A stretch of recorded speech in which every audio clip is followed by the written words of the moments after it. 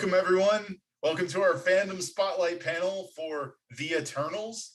With me are our Marvel companions, because the three of them have been with us, as well as Yali, who's not here, because, you know, 4 makes a really good car.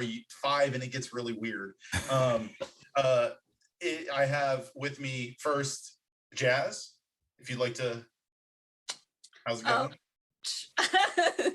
Hi, I'm Jazz. I love Marvel. I got into it, probably really early on, and I'm really excited to talk about the Eternals and all the things that I might have liked or hated about it.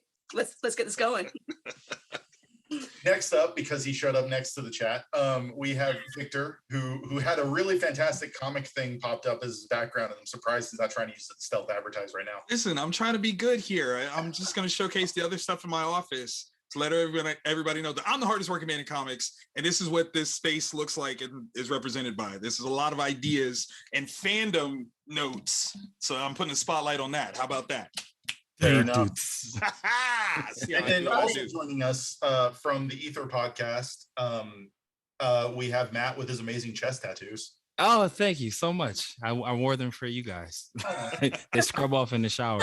But yeah, Rogue One, always and forever checking in. It is always my pleasure to be with you guys for these things, and I'm quite excited. got some crazy shit going on in my brain. Hey.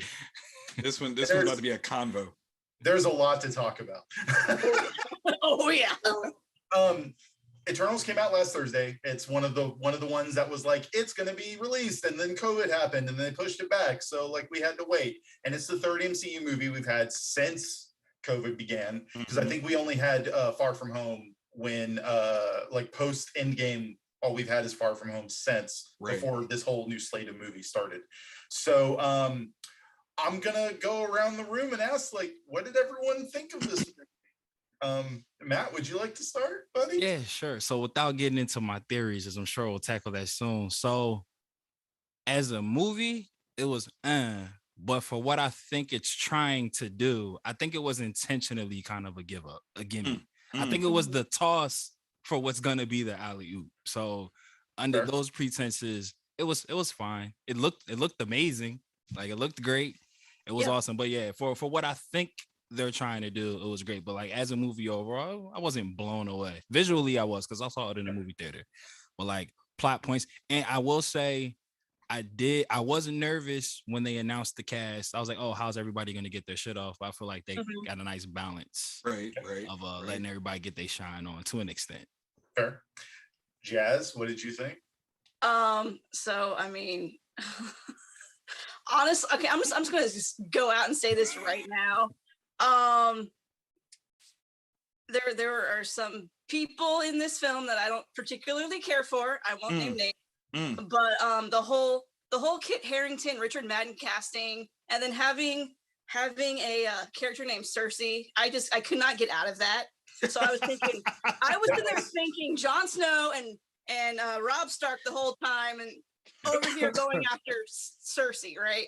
And I could not deal with that. Didn't even put that together. Jazz, you're a genius. I wonder if anyone ever even brought that up to her. Like, this is going to be a problem, right? Like, no, did anyone say anything? No, I was in the chat talking about it like the day after, because I went to see it opening day. I saw the first showing on Friday. I was like, you know what? As much as I love Marvel and I do the opening night shit, I am not going to go bother with this one, because I didn't think it was going to hold up for it, which it didn't, honestly. And 2.5 hours, come on. It's a little too long, I felt like. It was a lot.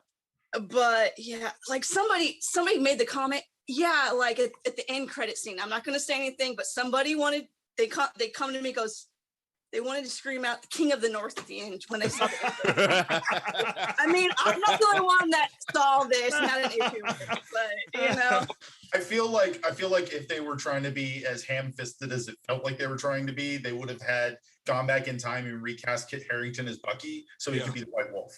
Yes. It's full I still upset for that though. Like, he's perfect. He did. No, it's fine. It's just there's some unfortunate choices. Victor, what did you think? I came into this one with the big question mark, and as we were talking about before, I wasn't as big of a fan of Shang-Chi in the placement of being a part of the Marvel Cinematic Universe. That's the biggest thing for me. Is I feel like the shadow of the Infinity Saga is too long. Like you're gonna have such a hard time getting out of that. Absolutely. You know, if you're not playing directly into it, then it's going to be a misstep. And that was my feeling, my fear for Eternals. And I was 1,000,000% right. This movie, while it has something that it could have been phenomenal, it misses the mark almost on every level except for the visuals. Like the visuals, it's beautiful. I will say that the twist was nice. I didn't see that coming and I did enjoy that. But the actual narrative, no, hard no. Like super hard no. Make a pass. If I could throw a pass long enough on that one, I would do it. And I'm gonna be honest, the thing that really bothered me were the parts where they had opportunity to really see the connection to the MCU. And I really want show rather than tell. Yeah. Show me rather than tell me. Give me the flashback of Thor and what's his name? Kango. Thank you. Show me that. Show me this little kid that's like, I'm gonna be king of Asgard one day, and you're like, oh, I know who that is. Oh my god, like, or like a Loki situation, like something along those lines. Yeah. Give me something. Give me that Talos moment where like I'm gonna be king of Asgard, and you just Kingo in the background. No, you're not. Give me that. That's what I want. And I was disappointed that, again, it was a lot of telling you but not showing you. And as we all know, they gave the explanation as to why the Eternals weren't involved, and that was trash.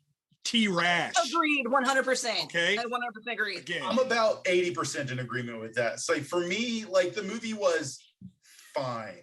Like it was at best, like it was like I enjoyed myself. Sure. Right. Is this as good as most of the other ones? No, not even close. I put this on par at about the first Thor, where it's like this was an enjoyable experience to an extent, but like I'm not really gonna fiend to go rewatch it unless I'm just rewatching all of them. See, like it's Dark World for me. It's not quite Dark World. Oh no, because Dark World is just aggressively dull. And it's not like the visuals too. Like the visuals are just aggressively dull. Everything is so dark and somber. Nude tones throughout. Even Asgard has this weird film over it where I'm just like, ugh, it looks like it needs to be cleaned. And like the only great part of Dark World is like Thor and Loki's relationship. And even that's not as good as the other ones. That's true. Absolutely. Yep. But this movie was fine. And yes, I agree. Like there's a lot of missed opportunity with this. And I'm in this weird camp of 2.5 hours is too long, but I also wanted more, but more digestible. I felt this should have been a series, not a movie. Like if this was a series, we would have had room to breathe and see all these things happen. We could have had an episode with each Eternal and their backstory for the first half of it, going into like them being recruited with the rest of them and seeing what's going on. Yeah. And that's what I was going to bring up was that, going back to the MCU as we know it, we've had time to get to know these characters and find out who they are and what they're all about. And with this, we just kind of got everybody thrown together. Everyone had like why do we care? Why do we care? Yes. The only ones I really, and I think some of that comes with what actors you liked going into this, because there's so many actors playing the Eternals that like if you liked so-and-so, then you're going to give a crap more when something happens to their character. Like for me, I was bored every time Kumail Nanjiani wasn't on screen, not only because he was a pretty fun character, but like I liked him as an actor. So when he's not on screen, I'm just like, all right, okay, this is fine. It's fine. So here's the issue. Like we're all kind of like in this weird middling ground, like middling to bad ground with this movie. And I don't know where to go with asking what you guys want to talk about with it. We all kind of agree it was not enough, but also too much at the weirdly same time. And it was like really cool stuff, but also aggressively boring. And it was a lot for the MCU, but not really enough as a movie. So like, I don't know, like, what do you guys, what are some of your thoughts about it? Before we kill it, let's give it its flowers. Let's say fair. what we did like about it. That's fair, because there's a lot to love in this movie. Yeah. I personally thought like Marvel, this is the best speedster I've seen on screen of any comic book movie. 1000%. The effects of her fighting were amazing. There's so many characters I'm bad with their names. The only ones I remember are the ones I'm like, oh, I recognize that from mythology. Makari. Yeah, Makari. Okay, thank you. Yeah. But like her, the shoulder slams, like the little blurs, they were so good. And we even got to see the speed from her point of view, and it was also really good. So super dope. Yeah, I think the scale in which how they made the Celestials like seem like larger than life, I was like, that I was taken aback. Like when they showed them for like the first time, right? And then like the Earth one, whose name I forget, something with a T. Yeah, Tiamat. When he like got frozen in marble, and then I was like, oh shit, like they're gigantic. That's big. Right? It's big. Like, which makes me like when like the Galactus we got in the Fantastic Four, like y'all could have did something like this. Like that movie never came out. You're absolutely right. Fantastic. Are you talking about? What are you talking about? You're absolutely Galactus. Right. Cartoon movie. My bad. Yeah. There we go. Okay. But Vic, but you did say something that I think this movie on some shit. I really think this movie was intentionally not the best. I think this was, to use that as a sports metaphor, I think this was the rebuilding phase. Like they've been referencing this whole time, like, yo, we want to, like Vic said, like the shadow of Infinity War, you can't never recreate that. That was 10 years of magic. We're never going to capture that again. It was. So I think Kevin Feige is legit trying to get as far away from that as he possibly can, but still give like amazing content. And I think it's just like, yo, we're gonna take an L on the transition out of Infinity Saga into whatever this is gonna be called, the Celestial Saga. I think that like, that doesn't mean we need aggressively mediocre stuff. You're right. Like, yeah, because here's my biggest problem with that. DC a bone right now, I guess. I don't know. I mean, well, no, because the thing is like this didn't have to be bad. That's that is the problem. Like I think, and if I could narrow it down on story wise and also give some praise, visually had a wonderful setup to it, and I will even give it the credit that while it is billed as the Eternals, the idea that this is another like female centric series. That we didn't know, like we really didn't know that from the previews and everything. We thought it was going to be heavy on Icarus, maybe still a group thing more than anything. The fact that it was Cersei that they were, really kind of focused on, that was nice. Yep. Beautiful, subjective kind of move. It could have been the alternative to Guardians. You know what I mean? Like a female-driven Guardians of the Galaxy setup. Only they tried to give everybody equal billing in terms of story content, and you went too far. I really like that comparison of Guardians to it though, because like I remember when they were explaining how the whole celestial birth happens and stuff, I kept getting super like ego vibes from the Guardians too. That. Well, the way it was being explained to him, like, oh, is the Collector telling us how the Infinity Stones were made? Right. Exactly. And the Guardians comparison isn't inaccurate. I was even telling my partner about this, that like, with Guardians, Guardians and Eternals tried to do the exact same thing. They tried to basically give us this chunk of the universe that's completely alien to us and feed it to us in a way that's like, here, have this thing. And there's nothing familiar. Like, yeah, they're on Earth, but barely. Like, they're there, but it's a backdrop. It's about as important as a Corey and a Power Rangers fight. So that's the element of it, is they're trying to feed us all this stuff that's like so weird and alien, but it's like it's always been there the whole time. But what Guardians was able to do is the characters are all entertaining, and it's not like these characters aren't entertaining in their own way, but this is pure drama, almost with some lightheartedness to it. And Guardians gave us humor. Like everyone had quips or one-liners, and they were funny, and they were a little like sure, but like with the Eternals, it's the other end of the spectrum where they're just like, ha, joke. Right. There's a bunch of Draxes. And I do. A team of Draxes. No, it's more like it's I a do bunch really of appreciate that they were trying to go dark on this though, too. That they were trying to be darker in the storytelling. It just didn't work out the way that I hoped. Yeah. That's my big issue with it is I like these characters, but I feel like there's too small of a time frame. I know we've joked about this movie being 2.5 hours, and that is a drag, but that's still 2.5 hours for literally 10 characters plus new characters that we're going to get introduced to or whatever, plus setting up for future stuff. And that's a lot to do with that period of time, and also give the movie room to do its own thing. So like Gilgamesh, like of course, as everyone knows, there will be spoilers here. We're about to start. If you haven't watched it, go away right now. Get out now. Right. Gilgamesh is he's the first Eternal to die, but he's like the second one, but he's the first one that we see really abruptly is killed. And what goes on with it. And you're like, oh, that's sad. The guy who spits beer is dead. Like, I like punches really hard. I enjoyed watching him, and I was a little sad when he died. I am too. Had it been somebody else, it would have been like, okay, see ya. But it doesn't have the same impact as if like when Loki was killed in the first 10 minutes of Infinity War. Exactly. It was like, oh my God. What? No, I told you about the worst experience that I ever witnessed about that, right? Did I tell you about that? But let's hear it right now. Okay, I'm sorry. This is totally off subject, but so off subject. I had seen Infinity War, like an early screening of it, like ahead of time, right? So it's opening night. I go to a theater because I want to experience that with people, and there is a dude head to toe dressed up perfect Loki cosplay. And he walks in, and I'm sitting there just like, bro, I know it took you longer to get dressed than he is in this movie.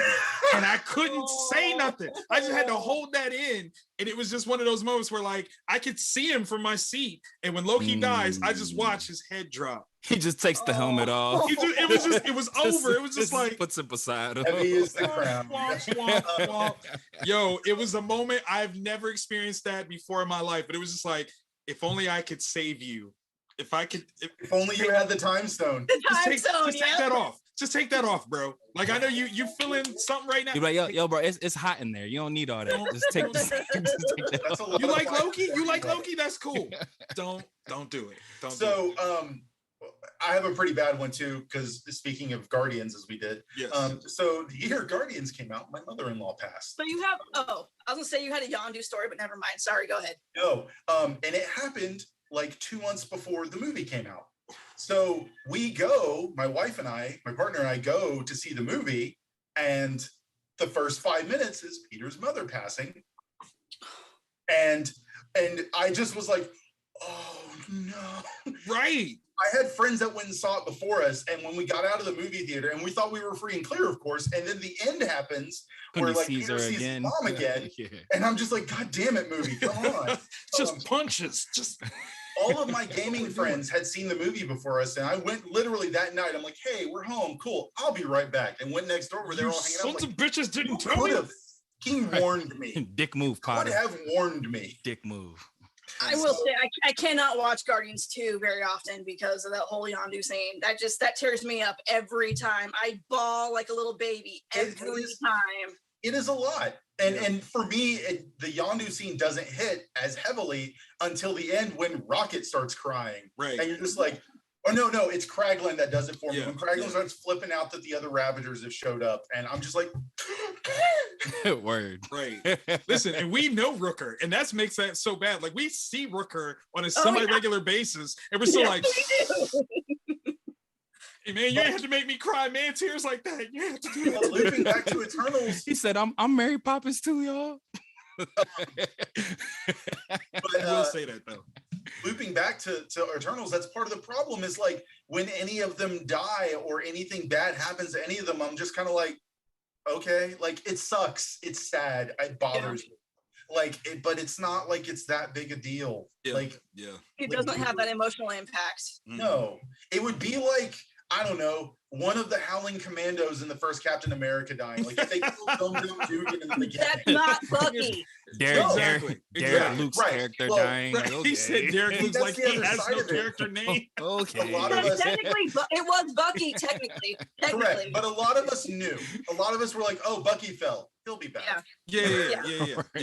But like if they killed Dum Dugan, I would have been like the same way. I'm like, well, I mean, it's the 50s. Right. It sucks. It's the 40s. He was a dum-dum. It sucks. Like, deal with it. Sucks. Deal. Someone made it to the bubblegum center. No, right. 1, 2. I'm sorry. 3. But that's the big issue with this movie for me is like it's got the emotional weight of Rogue One, and I don't dislike Rogue One, but like if there's all these characters you're supposed to like and give a crap about, and all of them die, then I'm like, then what the hell am I watching this movie? Why? Right. What is the point, the purpose? I One of them don't see could it. have made it, and I would have been fine with it. Like if the pilot, like if freaking what's her name, the main character who doesn't matter, she's dead. Jen. If her and Cassie had made it, they were both like, the rebellion, I'm done. I'm gonna go retire on a beach planet somewhere, and that would make sense to me because that was miserable. Or if the pilot dude survived, Bodhi, I think was his name. I don't remember. It's been years, and I have not rewatched it. And I I've only watched that one. The one time, it's the only time I've ever seen. And I don't even hate that movie. It's just my least favorite Star Wars movie. Wow. You're nicer than me. I hate that movie. It's got K2SO. I can't hate it. Absolutely. Listen, that's the only thing I liked. And how do you only care about the droid? That doesn't even make sense. You got like a bunch of people. Because it's Alan Tudyk. You're absolutely right. You know what? Okay, so humble brag. I actually did a panel with him, and I asked him who would win in a fight, K2SO or Sonny from iRobot. Yes. Who would square up? He was like, yo, I really don't know. Sonny got hands, bro. Sonny do have hands. The K2SO got attitude. Yeah, and that's the downside because K2 is a combat droid. That's the whole point of those droids. Exactly. So I'm gonna leave that to the fans. Comment down below. Who would y'all put in here? Okay. We got some commentary. Our moderator Kyle said he loses his shit every time Yondu dies. How do you not? Every time. And Yali sent me a message saying that Marvel needs to stop killing off their Latino characters. That'd be nice. And this movie was as dry as Trump hair.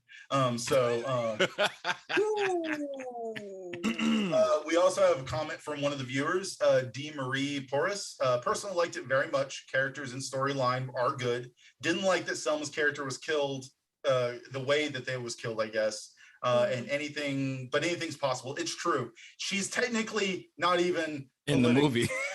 Right. They're all, that's the other thing. Like it's the Christian Haydenson issue of like, is he the worst actor or the best actor? All their lines were robotic, stiff, and metallic. And was that on purpose or was that unintentional? It was George Lucas. That was. You wanna take her from me? I mean, was Christian Haydenson like the worst actor, or was he just accurately playing an emotionally stunted, petulant 18-year-old? I love Hayden Christensen. He's awesome. I mean, I loved him in Jumper. I love Jumper. Yeah, I loved him in Jumper. That's like I want that. If you can get a superpower, I want that. Like, give me that. Facts. And I will be a bank robber. I'm saying that up front, like without question. Exactly. Maria, I do appreciate that you did enjoy this. I never want to stop anyone from enjoying a thing because, and I have to clarify this because I think I might have technically lost a friend on this one, but there is a difference between enjoying something and it being good. Like you can enjoy something that is trash, and there's nothing wrong with that. Exactly. Guilty pleasure movies. I would at least say there are some of the worst movies, and I absolutely love watching them because they're just pure garbage. 100%. I would argue though that this movie isn't necessarily trash. It's just not absolutely not. And that's fair. I like Dragnet from the 1980s. Like, don't you dog Dragnet on any level? It's perfect. It is a perfect movie. Bullock. No, I'm sorry. That's Trading Places. And that movie has its problems, but it's still pretty enjoyable. We only watched Trading Places for one scene and one scene only.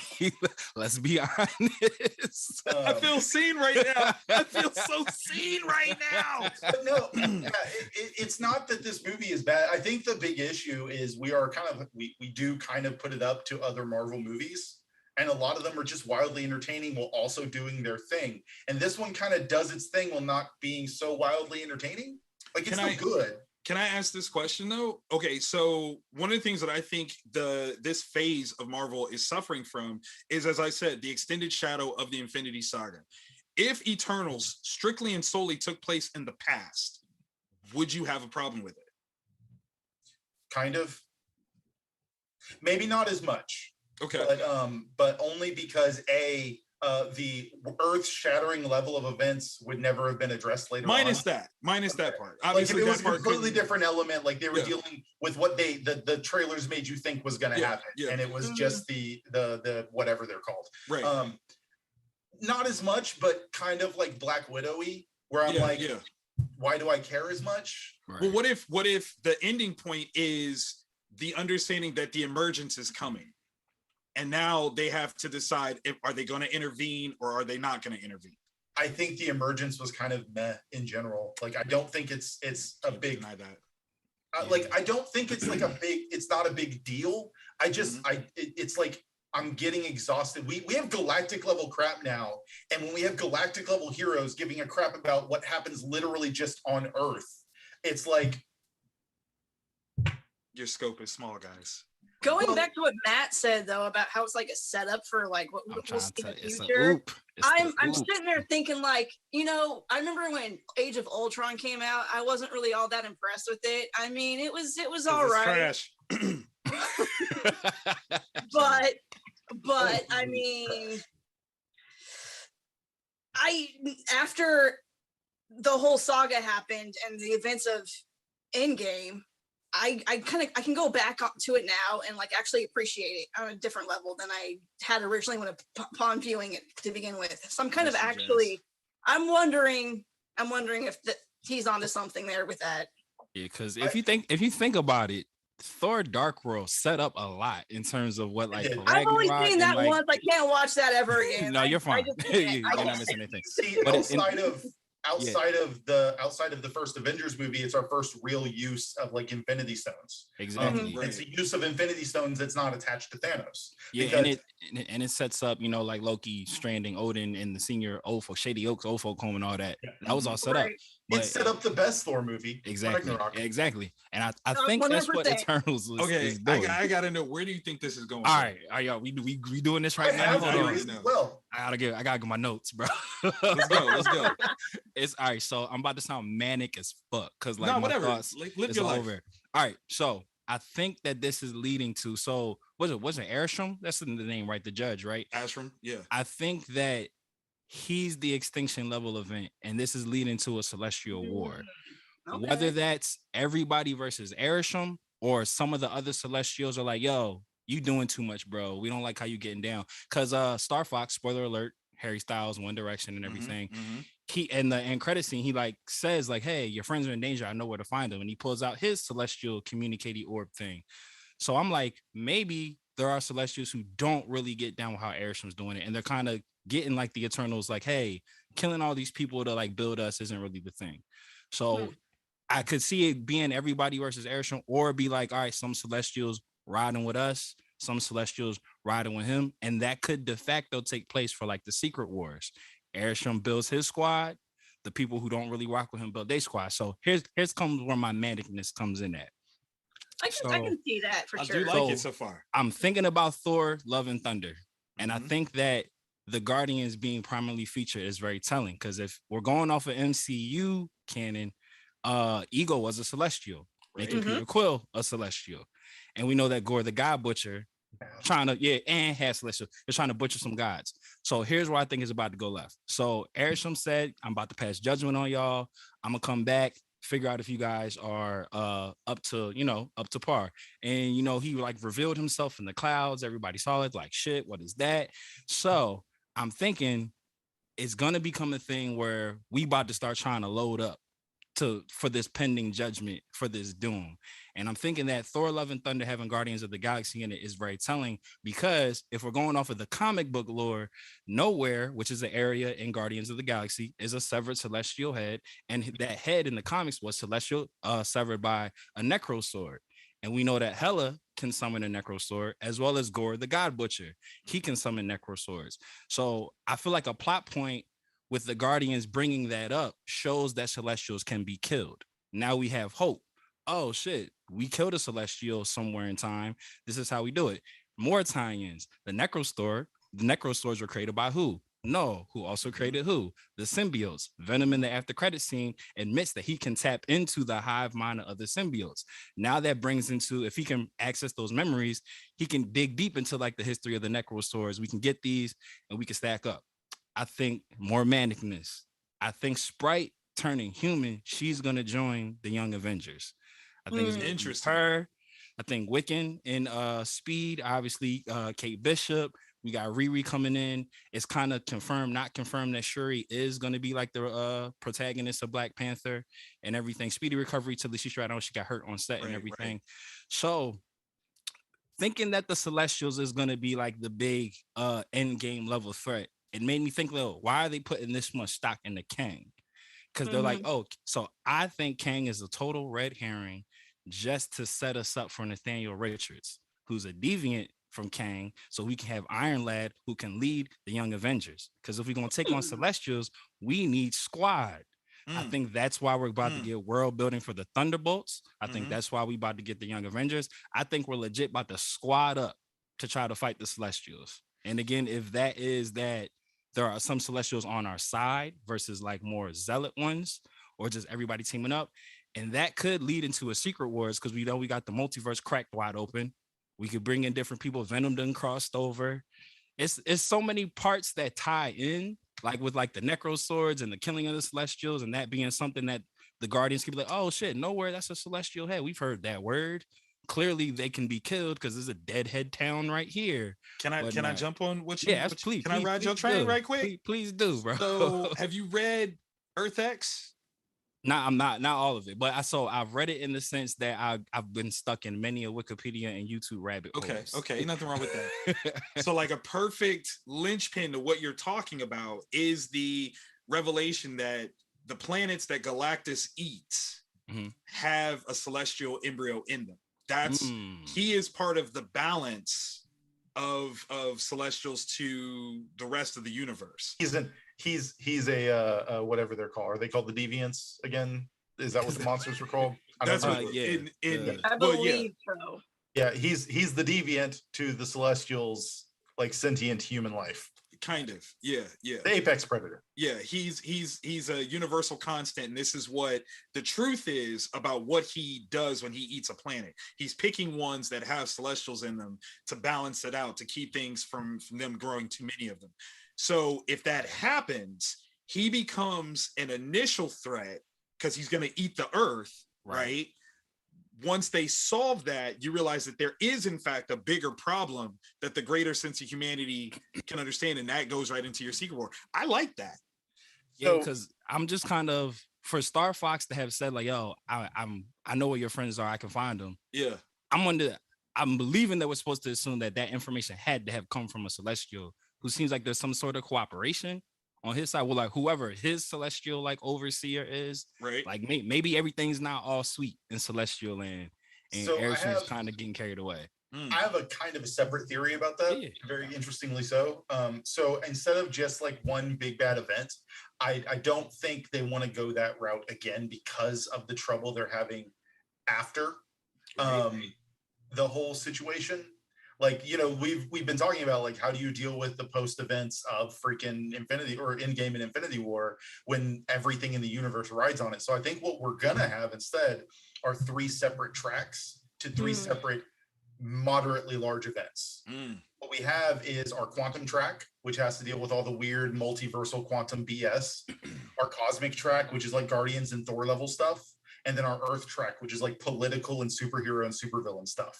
So leading the Earth track would be like the Thunderbolts, the Young Avengers, the Captain America, that kind of stuff, because that's stuff that's really directly affecting the people of Earth. Because as much as Eternals was about, oh, we love the humans, it really wasn't, because there was one human character in the movie and he was barely there. There were two human characters in the movie and they were barely there. Which one did you like best though? It's hard to say. I would say the cameraman. I love the cameraman. He's fun. He's fun, but like, you know, he was there to be a joke. Yeah, exactly. He contributed one-liners and a very heartfelt moment when he showed respect to the Eternals. Right. That's about it. That's the thing I really didn't like about that movie too. Was Yeah. for that reason. I would have liked to see him contribute a little bit more than just being, you know, the token funny guy. They have Dane Harrington or Dane Kit Harrington, Dane whatever, Whitmore, Whitman, whatever. Dane Black Knight. They have Black Knight. King of the North. King of the North, man. King of the North. They have Black Knight, and they pumped up that like, yeah, he's got his own poster. He's in the movie. Yeah. And the whole point of him being in the movie is to set up for, I guess he's going to be in Blade. Yeah. I don't know. Am I Really? look here's more manicness going. If we're following the comic, part of MI13 is Captain Britain, which gives us Haley Atwell and more multiversal crossing shenanigans. Which I would be totally down with MI13 because my absolute favorite mutant in all of Marvel is a major member of MI13, Sir Peter Wisdom. He's a mutant super spy. What's not to love? Nice. But that's the whole thing I think they're doing is I think they want to avoid the big like every single movie funnels into one event because that's a lot of plates to spin when they're adding new plates. And I think what they're going to try and do is contain these things in their own separate stuff. So like you're going to see like the quantum stuff, which is all the Kang and the Loki and the Ant-Man and the drink. I don't have a drink. I'm not worried about it. But the all that stuff and probably the Doctor Strange and the Wanda stuff, all that's going to funnel to the big quantum event because that's multiversal BS and time travel BS. And that's all weird and wibbly wobbly and it works well together. Timey-wimey. And then you have the Earth stuff, which is like Val's causing disturbances and probably trouble, and the Young Avengers and Captain America have to stop her together, and then maybe some magic stuff with like MI13 stuff happening. I don't know. Whatever their involvement is. And then you have the cosmic stuff, which is probably Celestial War type stuff you're talking about, but I don't see that super interacting with each other. Like I see that being about as much of an interaction as like Thor the Dark World had with Agents of S.H.I.E.L.D. when that was going on, when they're just like, by the way, helicarriers needed for something. Go. That's like, I don't think they want to, because Endgame and Infinity War took 10 years to build up, and they cannot catch lightning in a bottle twice. I mean, but did they though? Not to be that guy, but to be fair, in general, it's still successful. I mean, it is. What I mean though is that the Infinity Saga, one could argue, really didn't get its roots until Age of Ultron. 6 years, whatever. It's still the idea that it took them a long time to build this up. Whether it was intentional off the bat or after the fact is regardless almost. Like, because like they were like, oh look, this is working. We can keep going. And then they made it work. I don't expect them to be able to do that again. I say this as a fan of long-running series like Mass Effect and Dragon Age, because Mass Effect 3 is like the most heralded, hated situation in all of video games. Everyone hated how that game series ended. And they were lucky that Infinity War and Endgame was taken as well as it was. Yeah. Because there are people that have issues with those movies, but they're still considered successful. Absolutely. Going back to the bad movies that you like. Theory, though. So sorry, go ahead. Oh no, I was just saying, like going back to that thing about bad movies that one can like. Infinity War and Endgame, 100%. I agree with that. No, but I was saying, like, I really like that theory that you were putting out there because it kind of also goes back to what we've seen in the MCU so far, where, you know, these different, so there's going to be like 3 different stories that we're going to be seeing. And it kind of goes back to the Infinity Stones because, I mean, even though technically all the stones were put back to where there were some events that did not occur, like Steve staying back in time, right? Iron Man dying, Thor talking to his mother. I mean, that shouldn't have technically happened. So, I mean, I'm not convinced that, you know, these universes aren't affected. No. There's going to be all sorts of shenanigans happening. I think Loki kind of proved that shenanigans can and will happen. Absolutely. Yep. And if they aren't going to happen, he's going to make sure they do happen. God of mischief, of course. But like that's the thing I think we're getting is like I think if they were just to funnel this into one big major everyone's involved event, it would just be most people like, oh, we're doing this again. Exactly. And I think they want to be careful. Like they want to have these big things because people care about them. But if they keep doing the same kind of thing over and over, then people are going to stop caring. And if they're going to milk this Marvel money for as long as they can, they're going to want to try and keep the formula as fresh as possible. It's why, like, of the movies we've gotten in this new phase, two of them have been, or only one of them has been about a character that we've had in the past. Right. It's true. It's true. I remember reading something, maybe this year or last year, but them saying that they want to build up. I think that they, like Avengers 4, whatever they're gonna call it. Yeah. They were saying that, like, yeah, we definitely want to have another crossover event, but like you were saying, Joe, they want to keep it as far as possible away from it being in Infinity War Endgame-esque. But kind of going off the milking thing, if it ain't broke, don't fix it, like, you know, style of it, milking everybody's desire of wanting like a Secret Wars type of thing would be the way to go. Like, oh yeah, we're doing this again, but I've been waiting for this. But here's how. I think if they do that, that's going to be the ultimate event of the quantum track. Like, we're not going to see the characters directly that are involved in everything else going on. We're going to see their variants because we can do that, because it's quantum and it's multiverse and it's time travel. So we're going to see like Age of Ultron Thor or something that gets sucked into this period of time from another timeline or something, because that can happen, because they can just do that with quantum crap. They can have 32 different versions of Captain America. They can have literally comic versions of these characters thrown into this situation. And I think that's what's smart with doing multiversal stuff. But if they just funnel it all together and that's also part of the major funnel, then we're just going to start, eyes are going to start glazing over, and consequences aren't going to matter as much. And I'm not talking about like us here, because we're all very hardcore fans. I'm going to be excited to see, you know, even if it's racist old Steve Rogers from the 90s, I don't care. I'm going to be like, I don't care. I don't want to see that. I don't really want that. Like, literally, Chris Evans is like the best Steve Rogers of all the Steve Rogerses. But what I'm saying is, I'm going to be like, I understood that reference. I got it. If I see Tony Stark that's blue from the Ultimates timeline because he has regeneration powers after being half incinerated or something, and like, I'm going to be like, that's really cool. Thank you for giving that to me. But all I'm saying is, if they do and they bring back Ultron, they better get James Spader to play him again. Absolutely. I can tolerate the other voice actors they've had to replace them. They've done a good job. But whoever they got to play Ultron was not James Spader. At all. Not even close. See, I have to admit, man, like this phase of things makes me concerned that we were very lucky with how well they did up through the Infinity Saga, that the same magic they are not going to hit, and they're just trying stuff. And that's great. The problem that I have with it is that you are setting up the expectation that is connected to the thing that was so well done. Right. If they had given us just a flat carte blanche, we're starting all over, I would appreciate that more than them trying to push stuff together that's not connected.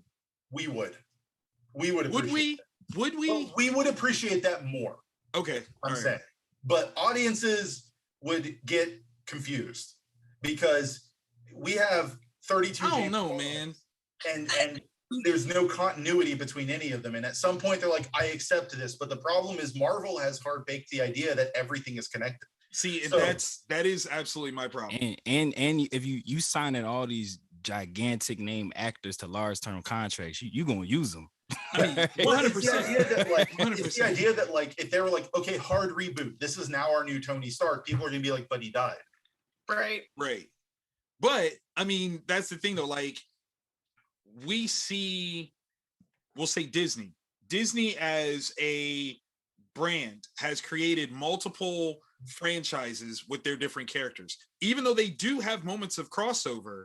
And they'll do that as a fun little aside, little wink and a nudge, and haha, look at that. Did you catch it? Dang, go Frozen. Just saying. Right?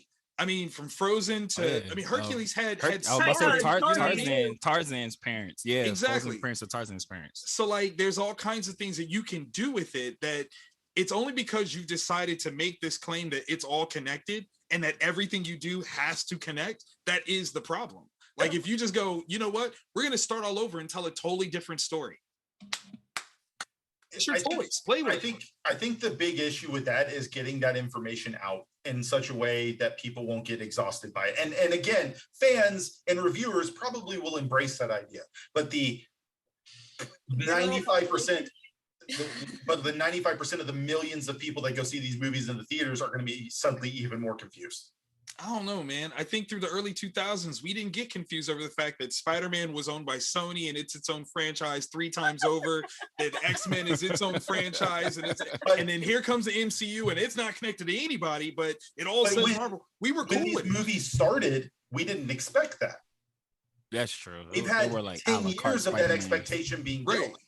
I mean, but we had like 10 years of the expectation not being fulfilled. So having 10 on, 10 off, I think they're like, I will figure it out from here. That's a nasty alternation schedule. Decade on, decade off. I mean, come on. Like, listen, it's co-parenting at its finest. You know what I'm saying? You get the first 10, I'll get the back half. The point I'm getting at is I don't know if Marvel's going to try that. I would, if it was them, you had mentioned the idea of like, or someone had mentioned the idea of if it ain't broke, don't fix it. And to them, this formula currently having a universe tied together isn't broke. This makes sure that they not broke. That's what that is. That's exactly what it is. Billions. Marvel was probably, like, of all the properties Disney's bought, Marvel was their biggest gain of everything they probably could have done. Absolutely. Yeah. And I think, especially because Star Wars maybe didn't turn out as great as they had hoped, I'm pretty sure at this point they're like, let's just make sure Marvel keeps working. Let's just keep doing Marvel. Just more of that. So that's where it all started to go to hell, was when Disney acquired. Okay, got it. As the timeline changed. That was the darkest. As another aside, though, and I brain farted what I was going to get to. Dang it. That sucks. Sorry. That's the worst. It's the worst when they have Eternal specific movie character. Kind of, like, at this point, we're in very much Eternals adjacent. I mean, we are. You know what? I'll just go to the chat. So Yali also sent a message saying, if no one understands the end credit scene, is it even an end credit scene? And that he said she had to explain it to so many people. I don't think that's necessarily a bad thing. Which one? The Dane one or the Harry Styles one? Yeah. Either of them. Can we take a moment to pause out and acknowledge how bad Pip's CGI is? Mm-hmm. It was really bad. It was the worst. The voice acting was on point. Very true. I love Patton Oswalt, but when he came, I was like, "What the fuck is this?" Right? How do you make a talking raccoon look more real than this? Right? How do we have a speedster that looks amazing, a Thanos that looks amazing, that people are like, "I want to climb that purple mountain," and like then we have Pip the Troll, and he's just give like, me this. Not everyone. You know who he looked like? He looked like Hagrid's little brother from Harry Potter. I don't remember which movie that was. I thought you were going to say the PS1 game.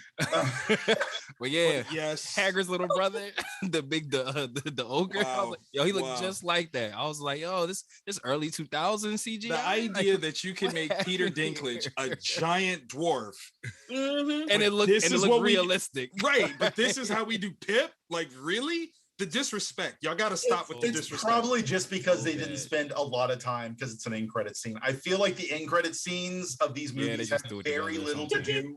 To be fair, there is that one scene where they're introduced like Thanos turning around. I forget which when he's like Barney purple. That's awful. It was. But see, that's also what I was going to get to at some point. That like having to explain these end credit scenes aren't necessarily a bad thing, because that harkens back to like our phase 1 everything. So we had the end of the first Iron Man movie, and then here's Nick Fury. I'm here to talk to you about the Avengers Initiative. Granted, that might have just been like a name drop to be like, oh, geeks get it. Yeah, exactly. But like that was a situation that started drawing these people that had never been in the comics before into comics, because they're like, oh, well, what are the Avengers? So I'm going to wiki search and maybe I'm going to get some comics now and find out what this is all about.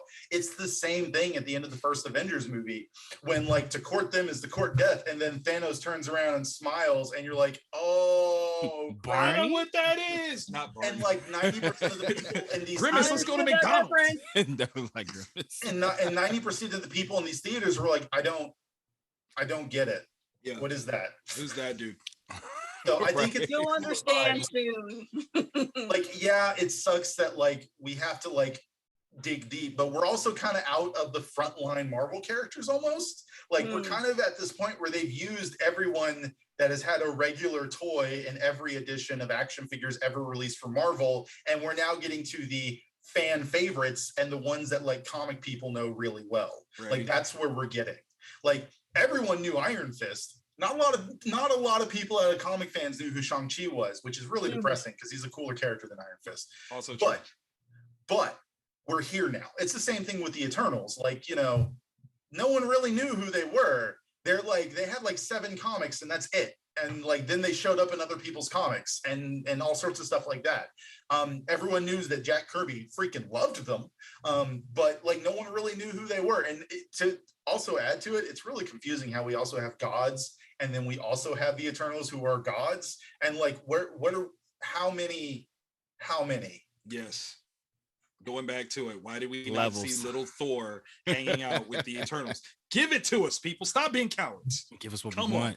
So I don't know. I think there's a lot they could do, and I think the whole like them, no one really knowing who these people in this background is. Like I'm not gonna lie, in the theater when you had the, are you sure you want to pull that? Are you sure you're ready for this, Mr. Whitmore, or whatever it was? Like I didn't catch who that was because it was so quick. I'm like, seriously? I mean, that's like, fair. I was such a nerd Again, about I it. was in there like thinking Game of Thrones the whole time. So My brain- clearly I missed it. So my brain was like, I recognize that voice, but from where? Right. And- yeah, no, that was exactly what I did too. Yeah, and then I was like scraping my brain. I'm like, it's either they're introducing someone new or it's someone we already know. And as I was leaving the theater, I'm like, oh, it's probably Blade. Yeah.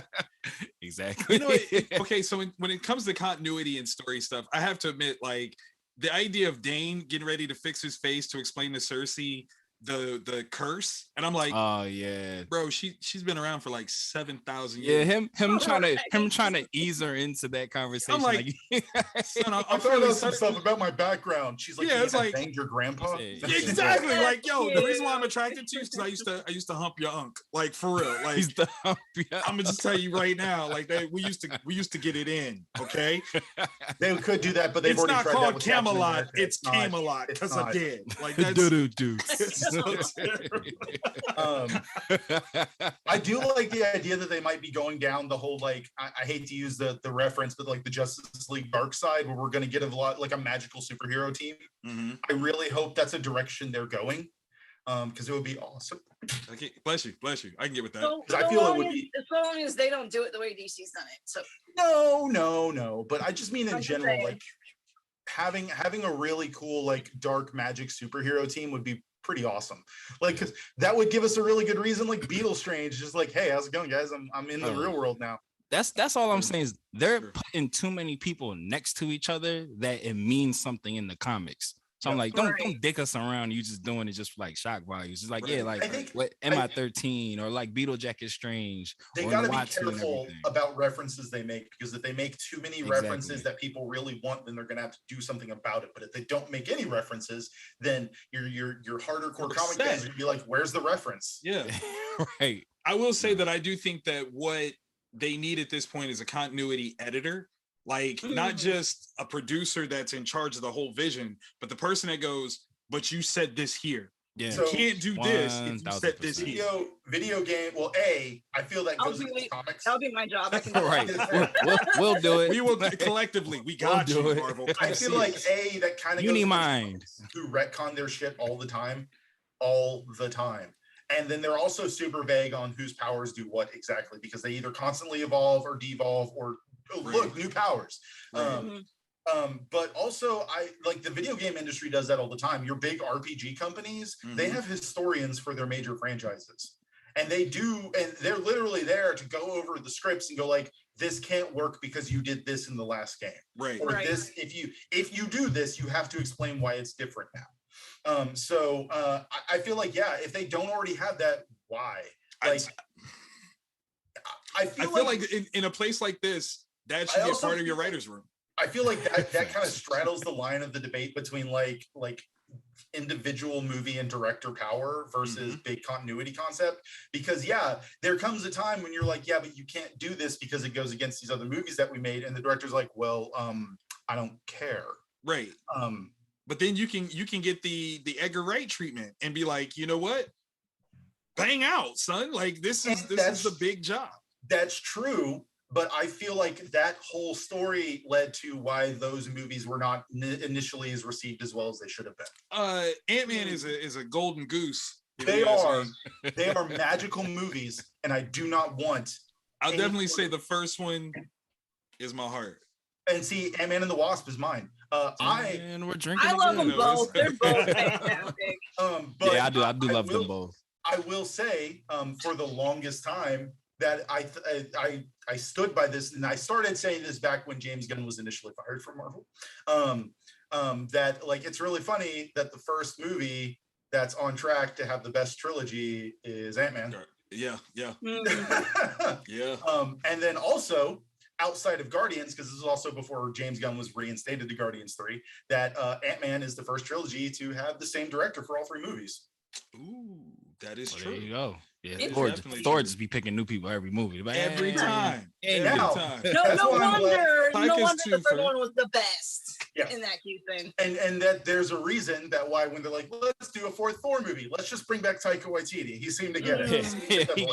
He gets. We'll see about that. We will see about that. I still wonder if it's Jane adjacent is why I'm not. I'm leaning on Taika understanding the character better. We'll find out. I'll still go watch it. We'll find out. Jazz said Natalie Portman's the killer of franchises. The franchise killer. Hey, is she the Disney killer? Is that what you're saying? Disney done brought back in a killer. I mean, did it with Star Wars. She did it with Marvel. Right, she's running through. She's running through professional. We'll see. I will be happy to eat my words if I love Thor 4. We'll see. Yeah, I'm excited. If anything, I'm really because for Thor 4. You know. But I'm not. I don't have any expectation whatsoever. So Kyle brings up, our moderator Kyle brings up, he liked that Taika Waititi refused to take over Guardians 3 because he respected James Gunn. Because apparently Disney had asked him, like, hey, you also want to do this one? He's like, nah. And then we know 75% of the cast was just like, yeah, we're not coming back if he's not. Yeah. James ain't here. We ain't here. He's ain't here. Yeah. But also, if Taika Waititi had done that, I feel like he wouldn't have had time to also produce one of the greatest TV shows in the past 10 years. I'm just saying. There you go. What we do in the shadows. It's amazing. Watch it. Yeah. Great show. But yeah, so we are quickly coming up on our end time on the end game. So we've talked a lot about how this movie was fine. Are there any closing thoughts from the panel before we do our outros? King of the North. I mean, what else is there? The North remembers.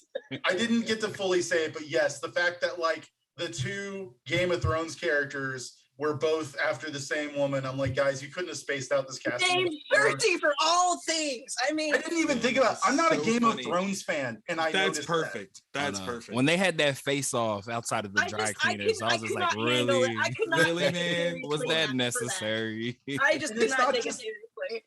It's not just that they had the face off. It's like you just saw what he did, right? Right. And you don't have your ebony blade, bro. Like, really, you gonna step up to Superman over here? Like, that's what you gonna do? Okay. Which another thing I also noticed, it's really funny how they mentioned DC characters twice. Yeah. Because they mentioned Batman and Superman. He said, hey, brother, you guys want to link up? I am grossly concerned that the best Superman that we've had in the last, 10 years are both played by non-American actors. Think about that. I'm sorry. I don't know if you've noticed they've changed the motto, and I like the new motto. I'm all for the new motto. It's fantastic. Justice and the way of peace, or whatever it is. No, it's a better future. Better future. So we might have another non-American one that might be decent. We'll see. We'll see how that comes out. Okay. No diss to Tyler Hoechlin. Like, he's been dope. I remember him from what he used to be on, so it just I can't wrap my head around. Can't Unteen Wolf him? Is that at all, bro? Or the shit before that. Okay. Henry Cavill was amazing and did the best with what he had. I mean, he was great. He was great, and I believe in Rob too. Like, I'm looking at him like, yeah, you can be Superman. Like 100. I would watch that. I can see that. Yeah, I can without see question. They'd have to do more of a Silver Age style, I think, with him, but I could see it. I'm okay with it. I'm just, But yeah, He's wildly got aggressive. the coif. he does have the He's got listen. the That coif. little blonde piece, I was like, if that just drops Just down, bring in it an down. hour, Just bring it down. and I'd be like, damn. Got to see him with glasses to know if it'll work for sure. Oh my god! There If you he puts go. on glasses, I will tingle in my nips. I ain't going front. It would just be like, oh. So it's 7 now, so we're gonna go ahead and do our outros. Jazz, why don't you tell us what you have going on? So actually, after I get off of this, I'm gonna go head over to my choir rehearsal, the Vancouver Master Chorale. We're working on our Christmas concert, which is a lot of fun. Yeah, check them out on Facebook, Instagram, Vancouver Master Chorale, easy peasy to find. And I'll just say this: now that we both have Richard Madden and Sebastian Stan in the MCU, I need some sort of mashup movie between the two, because I swear to God, they could be brothers, and bring freaking Mark Hamill into it to play their dad or something. Facts, big facts. Let's go. All I good. still stand by, like, if they need a young Luke Skywalker ever again, they should just get Sebastian Stan and have Right. Mark Hamill ADR it. Yes. I'm sure No he was question. like, "Yeah, I'll do that." No, because they have a For running free. joke about calling each other dad and son. Like, Oh, that's funny. It's almost as bad as the John Ralphio and the dude from Stranger Things situation. yep. It's almost that level. Yeah. Yeah. Matt, Fantastic. what you got going on, good sir? Yeah, so you can find me on Facebook at Matthew Porter, on Instagram at _menace2sobriety. Season 4 of the Ether podcast, we are gearing up to launch soon. We did drop a special episode on yesterday, whoa, for Men's Mental Health Month. So you can go check that out on Apple, Spotify, and Anchor. That's EITHER. We didn't spell it wrong. The I is silent. Boom. On purpose. On right. purpose. And good sir Victor, what have thou going on? So I'm getting ready to live up to my moniker, the hardest working man in comics, in a big bad way. I can't talk about it. There's an embargo until the 16th, but come the 17th, I'm about to be making all kinds of noise about some big things that are happening for Vantage and House Productions, my self imprint, if you will, my self-publishing comic imprint. If you guys have never been there, vantageandhouse.com is the place to be. And if you want to make comics of your very own, go to youcreatecomics.com. That's the letter U, CRE, the number 8, comics.com, where we have not only programming to help you bring comics into the classroom, but materials to help you build your own comic universe from start to finish. So, bow, all the things, Awesome. all the things.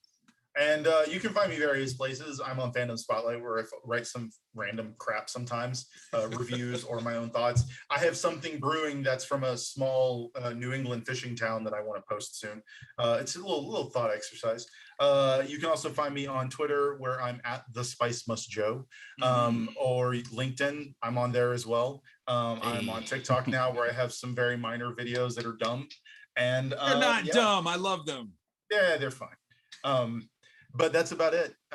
Thank you everyone for joining us. Please join us again. I think our next video is on Tuesday. Is there a Walking Dead thing Tuesday?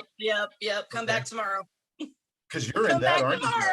Tomorrow. I should have plugged that. Sorry, my bad. Yeah. So, that, and then I believe on Wednesday we have VCR Redux. I'm not 100% sure, but keep an eye on the Fandom Spotlight Facebook page, where we'll keep you updated on all that jazz. And remember, follow your fandom.